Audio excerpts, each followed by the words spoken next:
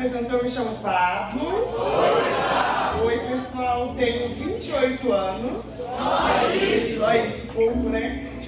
E é uma alegria muito grande estar aqui no grupo de oração. Faço parte do grupo de oração há um pouco mais de 7 anos. Eu sou muito ruim com datas, então não vou estar lembrando ao certo. Mas aí é nessa faixa etária. E nós estávamos cantando ali, né, com voz de trovão, olhos de fogo ele vem. E aí eu estava escutando a música e eu queria perguntar, quem tem medo de trovão, levanta a mão. Ninguém? Algumas pessoas. Então vocês prestaram atenção que vocês acabaram de cantar, né, com voz de trovão. Então se essa noite sair um trovão, se eu pular da cama, pode ser Deus falando com vocês. Vocês cantaram isso aqui essa noite. Então não vai poder sair correndo, amém? Gente, então eu queria fazer uma outra pergunta para vocês. Quem aqui gosta de passar aquele tempo sozinho, sabe? Aquele autocuidado que a gente fala, né? Aquelas pessoas que gostam de ir na padaria, tomar um café sozinho, ir no restaurante, comer sozinho. Você gosta, Lívia? Então assim, aquelas pessoas que gostam de apreciar a sua própria presença. Quem gosta, levanta a mão. Isso aí, muito bom, gente. Eu não gostava, aprendi a gostar. Mas eu queria fazer uma outra pergunta para vocês. Essa daí vocês não precisam levantar a mão, não, vocês vão refletir no coração. Se eu chegasse aqui agora, né, e falasse assim, gente, eu estava em oração, lá para essa pregação, o Senhor me revelou de que eu ia escolher uma pessoa que está aqui dentro desse grupo de oração para fazer uma viagem para um lugar aí. Vamos estar um lugar, alguém fala um lugar bem longe. Não, gente, vamos pensar bem. Japão. Alguém falou Japão, vamos lá. Então, o Senhor me revelou de que eu ia escolher uma pessoa que estava aqui, comprar uma passagem, que essa pessoa amanhã estaria indo para o Japão, fazer uma missão lá no Japão, amém? Então você vai refletir aí se você seria essa pessoa que já ia bater no peito e falar assim, ó, eu tô pronto. É isso aí. Só que aí você chegou, né, vamos adiante a história. Você chegou lá no Japão, e no seu primeiro dia no Japão, né, você vai chegar lá na terça-feira, mais ou menos, no seu primeiro dia no Japão você fica doente. E agora? E aí você fica doente, e aí você tem que ficar lá no Japão, porque só tinha passagem de ida. O Senhor me revelou para comprar só a passagem de ida. Não comprei de volta, nem sei quanto tempo você vai ficar lá. Eu só mandei. E aí você chegou lá no Japão, você ficou doente. E aí essa doença te impede de ir fazer as coisas que você foi fazer lá, né? Fazer a missão que o Senhor tinha feito para sua vida. E aí passa um dia, passa o outro, e aí um dia você tá bem, outro dia você continua, né, mal de novo. Quando você acha que você vai melhorar, você piora. Quando você acha que, olha, não, eu vou ligar para alguém comprar minha passagem de volta, mas aí você fica muito ruim e não consegue voltar. Vai pensando aí, vai pensando. Só que daí, você está lá por um propósito, certo? Você foi lá por uma missão, o Senhor te enviou lá por uma missão. E aí você fica impedido de fazer essa missão. Mas nós, né, que estamos aqui no grupo de oração, nós sabemos que o tempo de Deus é muito melhor, amém? Amém. Se você não sabia disso, você está sabendo agora. Então eu sei que lá na dificuldade, nós íamos estar lá pensando, assim, olha, eu sei que o meu tempo vai chegar, o Senhor deve estar me preparando. E você lá doente, passa dias, passam anos, e você lá, né? Porque todo mundo ia lá permanecer firme com a missão que o Senhor mandou. Mas o que eu quero te falar nessa noite? Que eu e você, muitas vezes, nós aceitamos as missões que o Senhor nos dá, nós aceitamos o chamado que o Senhor nos dá, mas nós não queremos passar pelo processo ou até mesmo esperar com que isso aconteça. Muitas vezes eu e você sabemos daquilo que o Senhor vai realizar na nossa vida, nós sabemos daquilo que nós pedimos para o Senhor, mas nós não queremos esperar e passar pelo processo até isso chegar em mim e você. Por isso nós vamos entrar numa outra história agora. E eu queria te convidar que você pegasse sua passagem lá no Evangelho de São João, capítulo 5. Evangelho de São João, capítulo 5, versículo 5.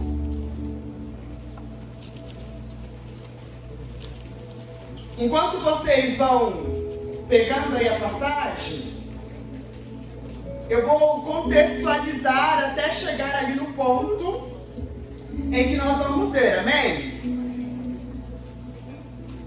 Então vamos lá.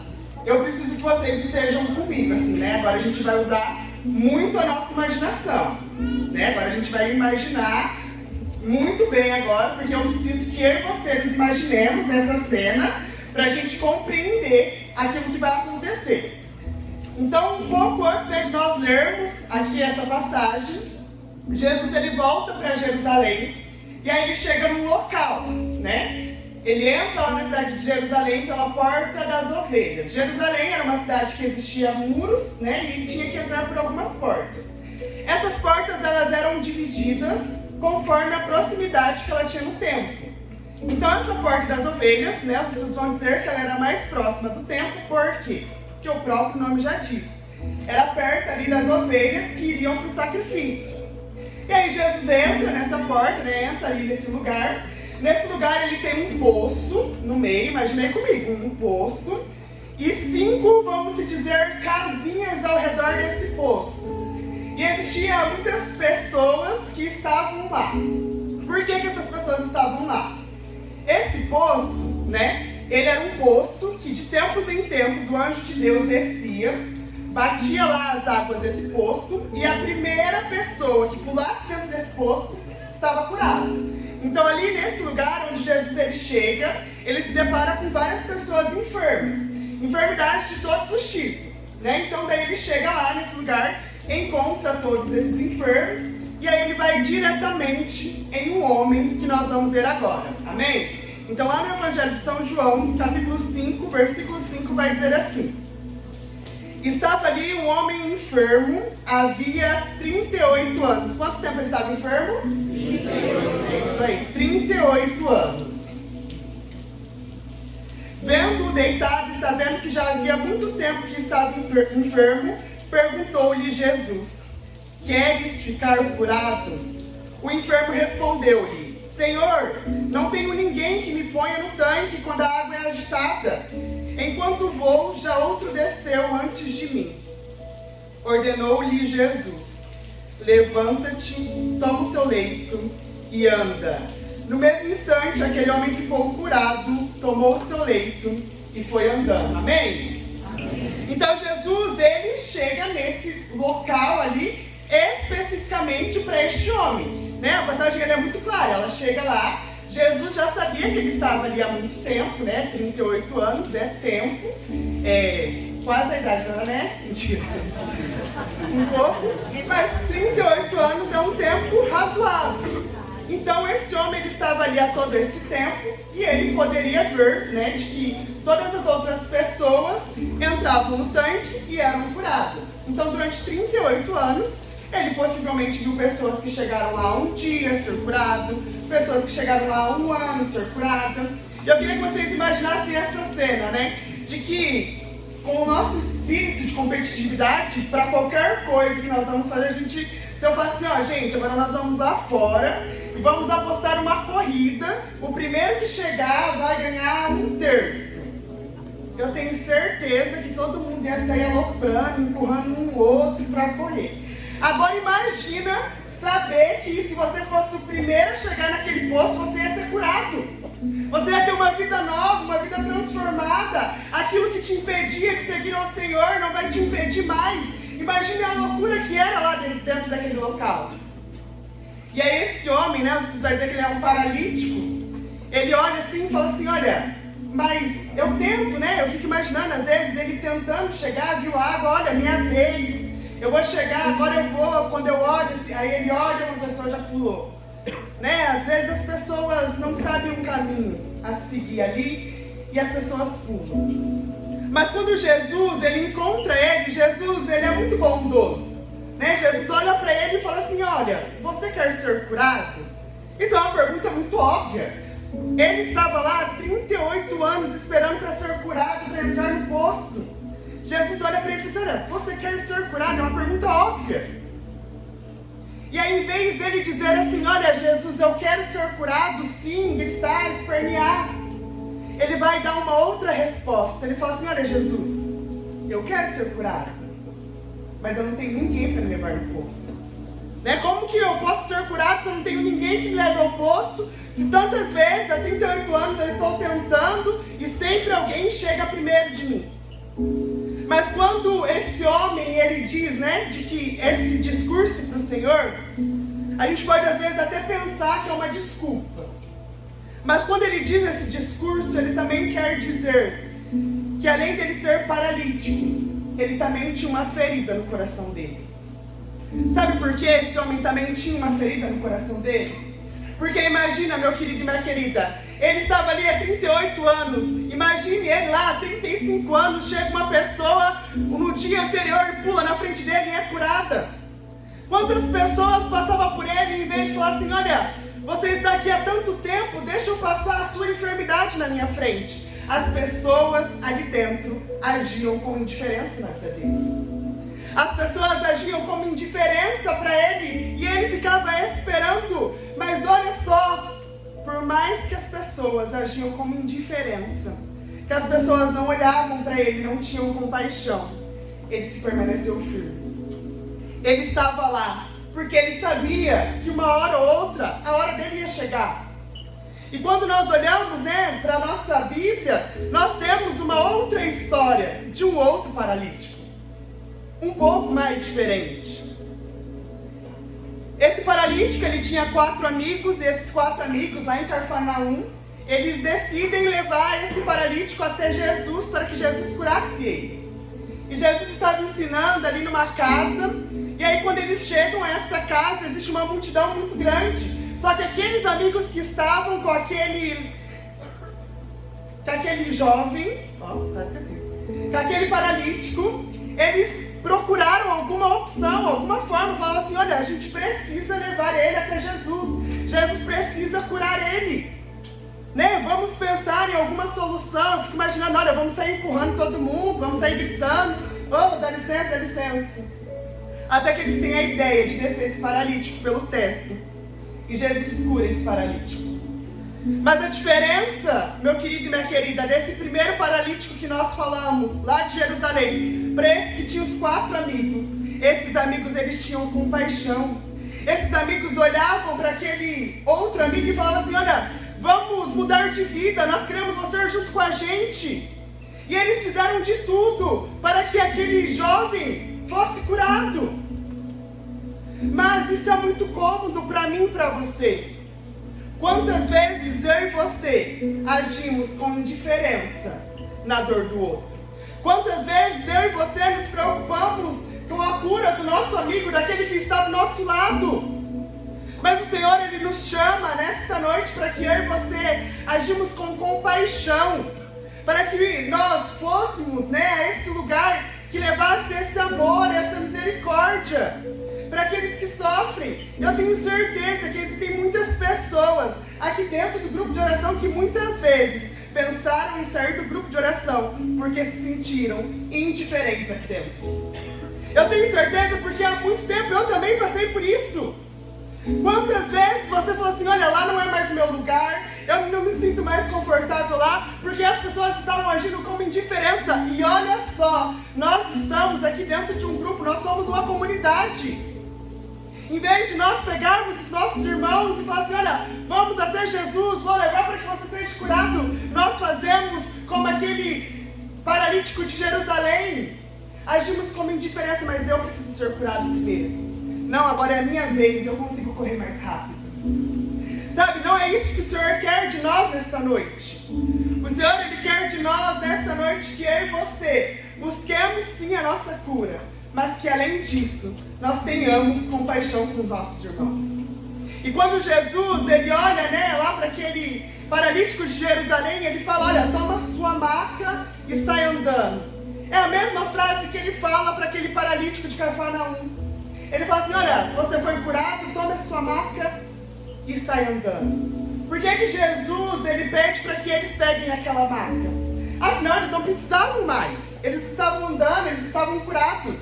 Porque Jesus, Ele queria que eles nunca se esquecessem do lugar que eles saíram. Eles estavam caminhando, eles estavam curados, mas eles precisavam se lembrar do lugar onde eles estavam. do lugar de onde eles saíram. E muitas vezes tem que ser isso na nossa vida. Eu e você, nós estamos aqui caminhando no grupo de oração. Eu e você sabemos as promessas de Deus na nossa vida, mas nós queremos focar somente nisso e esquecemos do lugar de onde o Senhor já nos tirou. Eu tenho certeza que se eu passasse aqui o microfone para qualquer um de vocês, cada um teria uma história para contar do lugar onde Jesus tirou você. Se você está aqui hoje, é porque o Senhor te tirou de algum lugar e deseja que você esteja aqui nessa noite. Mas para isso eu e você precisamos ser fiéis, precisamos suportar o processo, sabe? Não dá mais para nós ficarmos assim, olha, mas isso está muito difícil para mim. Mas isso acontece na vida daquela pessoa, porque olha, é muito mais fácil para ela. Sabe? O Senhor, Ele vem nos dar uma ordem, nós precisamos nos levantar, pegar as nossas marcas, pegar as nossas feridas e caminhar. Nós precisamos seguir ao Senhor. Nós precisamos tomar esse novo caminho. Porque quando eu e você temos uma experiência com o Senhor, a nossa vida não volta mais a ser a mesma. E eu te digo mais, aqueles que permanecem no Senhor, o Senhor honra. O cara estava há 38 anos. 38 anos. E é o tempo que ele estava enfermo. Não quer dizer que ele tinha 38 anos. Vai saber que idade aquele homem tinha. Vai saber quantas coisas ele tem presenciado. Vai saber quantas vezes ele chegou ali na ponta desse poço para pular com a água balançando. Mas o que era dele estava guardado. Estava pronto para acontecer no tempo certo. E eu te digo mais, meu querido e minha querida. Lá no Evangelho de São Mateus, capítulo 16, versículo 27, vai dizer assim, porque o Filho do Homem há de vir na sua glória do seu Pai, com seus anjos, e então recompensará a cada um segundo as suas obras. Se o Senhor voltasse hoje, se o Senhor aparecesse hoje aqui para nós, o que eu e você seríamos recompensados? Será que eu e você seríamos recompensados por ter tido compaixão com as pessoas que estão ao nosso lado?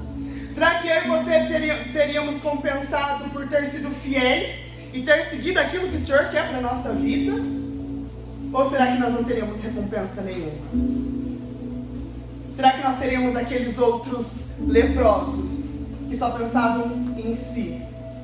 Porque é muito fácil no mundo de hoje, né? Nós pensarmos muito em si. Aquela frase, eu primeiro, eu preciso me amar primeiro. Claro, isso é muito bom. Mas nós precisamos também amar o próximo. Nós precisamos também olhar com compaixão para o próximo. E eu quero te dizer, se alguma vez, você se sentiu indiferente dentro do grupo de oração, eu aqui em nome do grupo de oração quero te pedir desculpas. Se alguma vez você pensou em sair do grupo de oração, ou se alguma vez você falou assim, olha, eu só vou porque eu preciso ir, eu quero te pedir desculpas em nome do nosso grupo de oração. Sabe por quê, meu querido e minha querida? O nome desse poço que as pessoas estavam lá é chamado como Betesda. O que quer dizer Betesda? Lugar de misericórdia. Mas lá só havia miseráveis. O grupo de oração Fogo do Alto, ele é sim a nossa Betesda hoje. Mas aqui é lugar de miseráveis, mas também é lugar de miserável que olha com paixão para o outro. Se você está aqui neste grupo de oração e se sentiu diferente, eu te peço desculpas, porque, meu querido e minha querida, aqui é um lugar onde nós devemos ter compaixão um com o outro. Aqui é o lugar onde nós vamos juntar as macas, ver uma multidão lá fora e falar assim, não, isso aqui não vai nos impedir, nós vamos levar o nosso amigo até Jesus, nós vamos te levar até o céu, nós vamos buscar a santidade junta, tá difícil, vamos conversar, vamos rezar, vamos fazer uma novena. Olha, tá difícil, então, gente, eu preciso de ajuda. Sabe, aqui é o lugar onde nós devemos fazer o possível e o impossível para salvar aquele que está do nosso lado. Primeiramente, a nos salvar, buscar a nossa santidade, mas também do irmão que está do lado. Por isso eu queria te convidar que você fechasse seus olhos e fosse refletindo aí no seu coração quantas vezes você tem se sentido indiferente dentro do grupo de oração?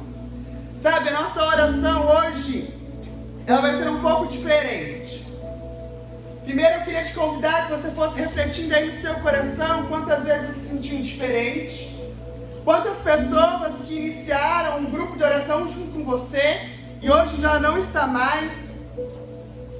Às vezes essa cadeira vazia que saiu do seu lado era um amigo seu que vinha todas as vezes, ou até mesmo era um amigo que te trouxe a este grupo de oração. Sabe, eu queria te convidar que você fosse refletindo quantas pessoas que você queria que estivesse aí nessa cadeira vazia. Às vezes um amigo de infância, um amigo da escola, às vezes seu irmão, às vezes sua irmã, um primo, seu pai, sua mãe. Sabe, eu queria te convidar que você refletisse mesmo todas as vezes que você pensou em abandonar o barco porque você não se sentia amado e nem pertencente dentro dessa casa.